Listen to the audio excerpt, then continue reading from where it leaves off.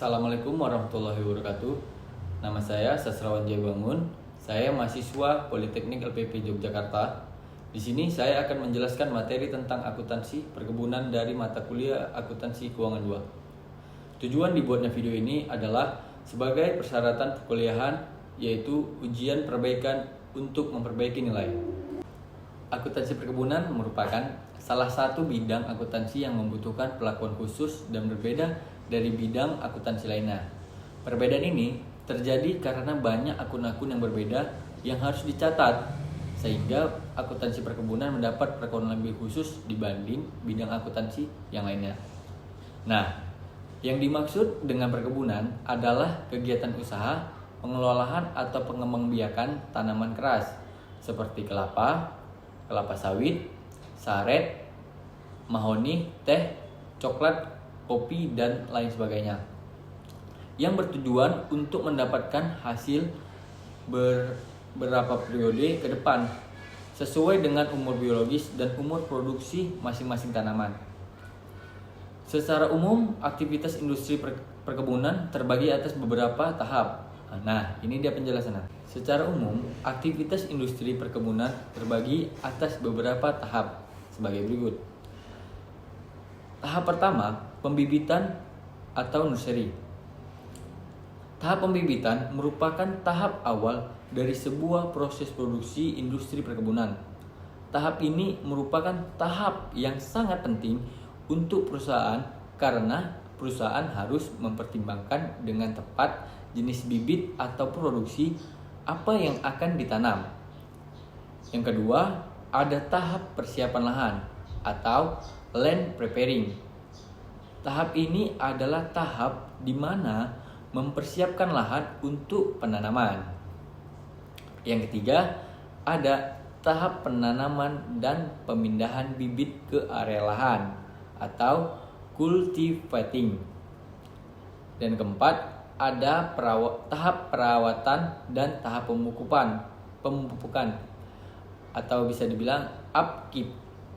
Pada tahap ini terdapat istilah TBM atau tanaman belum menghasilkan, yaitu merupakan tahap sejak tanaman selesai ditanam sampai tanaman memasuki masa panen pertama. Kelima, panen dan penanganan hasil panen atau harvesting dan transporting. Dan yang terakhir, tahap pengelolaan hasil panen atau bisa dibilang processing. Jadi, akuntansi perkebunan memiliki perlakuan yang berbeda dari bidang akuntansi yang lainnya dikarenakan banyak tahapan khusus pada saat produksi yang mengakibatkan munculnya akun-akun yang berbeda pula. Seperti ada istilah tanaman belum menghasilkan, tanaman menghasilkan, dan lain-lain. Istilah tersebut tidak kita temukan di dalam pencatatan akuntansi biasa. Maka dari itu, untuk Anda yang tertarik terhadap akuntansi perkebunan ini, maka sangat dianjurkan untuk mempelajari lebih dalam dan mencari informasi sebanyak-banyaknya. Nah, di dalam akuntansi perkebunan terdapat beberapa pengelompokan. Yang pertama adalah kelapa sawit. Jadi, tanaman kelapa sawit ini adalah tanaman perkebunan yang sangat toleran terhadap kondisi lingkungan yang kurang baik. Namun, untuk menghasilkan pertumbuhan yang sehat dan jagur serta menghasilkan produksi yang tinggi dibutuhkan kisaran kondisi tertentu, lingkungan tertentu. Ada kondisi iklim, tanah, dan bentuk wilayah merupakan faktor lingkungan yang utama yang mempengaruhi keberhasilan pengembangan tanaman kelapa sawit. Di samping faktor lainnya seperti bahan tanaman atau genetis dan perlakuan kultur teknis yang diberikan, evaluasi lahan bagi tanaman kelapa sawit merupakan aktivitas menilai kecocokan potensi sumber daya lahan yang meliputi faktor iklim, tanah, dan bentuk wilayah dengan persyaratan tumbuh tanaman kelapa sawit. Apabila kondisi lahan dan wilayah tersebut sesuai dengan persyaratan tumbuh tanaman kelapa sawit, maka lahan tersebut dikategorikan sebagai lahan potensial untuk dikembangkan bagi perkebunan kelapa sawit. Hasil evaluasi ini nantinya akan memberikan informasi tentang kelayakan suatu lahan untuk budidaya kelapa sawit, cara pengelolaannya, dan gambaran produksinya yang menghasilkan, dan nantinya akan menentukan keuntungan secara finansial. Tanaman kelapa sawit merupakan tanaman tahunan yang memiliki periode pertumbuhan vegetatif pada awal pertumbuhan. Periode ini dikenal secara tanaman belum menghasilkan atau TBM. Selama periode TBM, biaya yang dikeluarkan untuk pemeliharaan tanaman bersifat investasi jangka panjang. Biaya investasi tersebut memerlukan waktu pengembalian yang cukup lama. Namun, umumnya mencapai titik impas pada tahun ke-9 sejak tanam. Hal tersebut diasumsikan dengan jangka waktu mulai menghasilkan TBS sekitar 30-36 bulan sejak tanam di lapangan, dan produksi persatuan luasnya sesuai dengan standar rata-rata nasional. Adanya sifat usaha jangka panjang tersebut membutuhkan akumulasi modal dan biaya lebih besar dibanding dengan usaha tanaman semusim atau annual crop maupun rata-rata tanaman perkebunan lainnya. Adapun produk dari perkebunan kelapa sawit pada tingkat perkebunan adalah berupa buah berbentuk tandan buah segar atau biasa disebut TBS. TBS diolah di unit ekstraksi menjadi produk setengah jadi yang berbentuk minyak kelapa sawit atau CPO dan inti kelapa sawit atau palm kernel. Selanjutnya, minyak kelapa sawit dan inti kelapa sawit dapat diolah menjadi bermacam-macam produk. Pada umumnya, kelapa sawit mulai berbuah setelah umur 2,5 tahun dan masa 5,5 bulan setelah penyabukan. Buah sawit dapat dipanen ketika berumur 31 bulan. Namun, tidak semua buah kelapa sawit bisa dipanen secara bersamaan. Jika dulur-dulur metik buah sawit sebelum waktu panen, maka kelapa sawit tidak akan menghasilkan kualitas produk yang baik ke depannya. Buah sawit yang baik untuk dipanen yaitu buah sawit pada tingkat fraksi 2 dengan ciri-ciri. Pertama, terdapat 5 hingga 10 bondolan di piringan. Yang kedua, buah sawit berubah warna dari kuning menjadi orange. Dan yang terakhir, sebanyak 25% hingga 75% buah luar membrondol. Nah, untuk kelapa sawit ini, jangka masa manfaatnya adalah 30 tahun. Nah, selanjutnya adalah tanaman karet. Tanaman karet merupakan salah satu komoditas pertanian yang penting untuk Indonesia dan lingkup internasional. Di Indonesia, tanaman karet merupakan salah satu hasil pertanian atau perkebunan yang banyak menunjang perekonomian negara. Hasil devisa yang diperoleh oleh tanaman karet cukup besar. Bahkan Indonesia pernah menguasai produksi karet dunia dengan mengungguli hasil dari negara-negara lain. Dan negara asal tanaman terkaret sendiri yaitu deretan Amerika Serikat. Hal yang paling penting dalam penanaman karet adalah bibit atau bahan tanaman.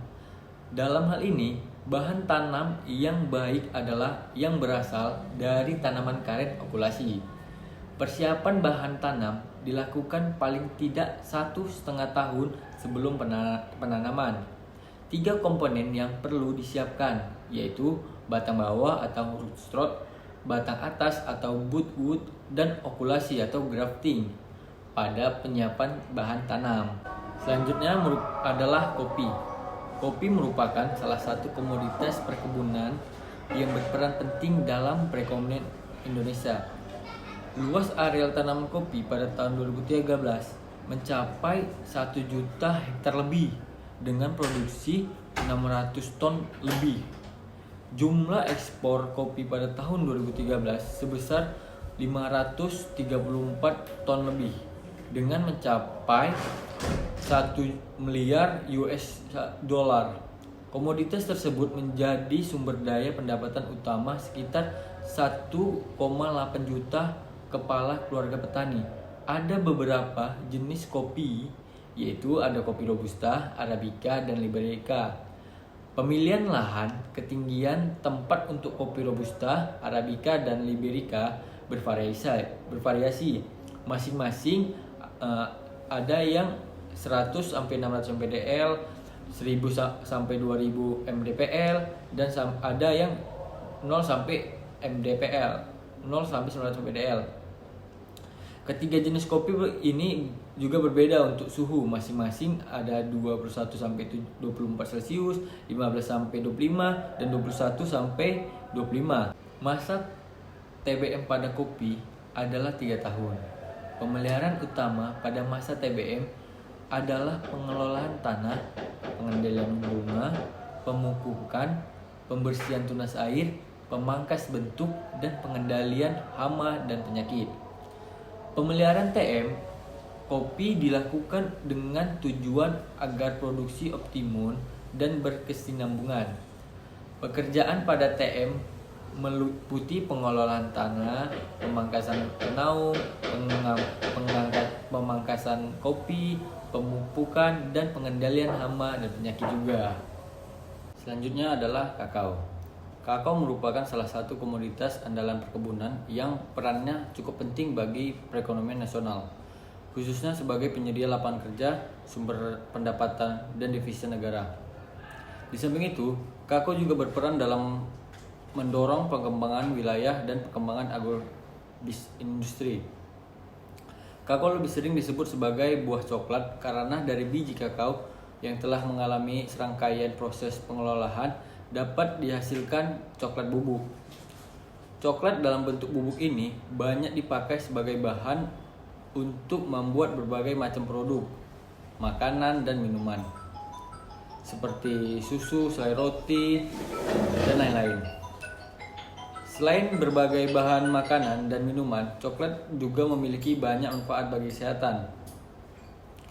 Dan untuk masa TBN tanaman kakao umumnya 3 tahun dan setelah itu memasuki masa TM, di mana pemeliharaan sifat berkelanjutan.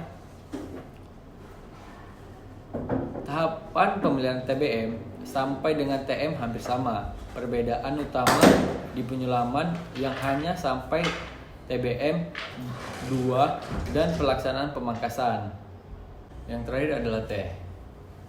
Teh salah satu minuman yang paling banyak dikonsumsi di dunia. Dan untuk teh, tanaman yang belum menghasilkan adalah tanaman teh yang masih muda, berumur di bawah 2 sampai 4 tahun dan belum diambil produksinya. Tujuan pemeliharaan TBM adalah membentuk tanaman yang berpotensi produksi tinggi dengan masa non produktif pendek dan biaya rendah. Pemeliharaan TBM meliputi pemeliharaan norak, penyelaman, dan pengelolaan tanaman pelindung dan pembentukan bidang petik. Sebelum memasuki tahap tanaman menghasilkan, tanaman teh melewati tanaman belum menghasilkan atau TBM tadi. Jadi, kesimpulan yang bisa kita ambil dari materi kali ini adalah akuntansi perkebunan memiliki perlakuan yang berbeda dari bidang akuntansi yang lainnya, dikarenakan banyak tahapan khusus pada saat produksi yang mengakibatkan munculnya akun-akun yang berbeda pula. Seperti ada istilah tanaman belum menghasilkan dan tanaman menghasilkan. Istilah tersebut tidak kita temukan di dalam pencatatan akuntansi biasa. Baiklah, sekian materi dari saya mengenai akuntansi perkebunan. Semoga apa yang saya sampaikan dapat bermanfaat bagi saya dan kita semua. Saya ucapkan terima kasih. Wassalamualaikum warahmatullahi wabarakatuh.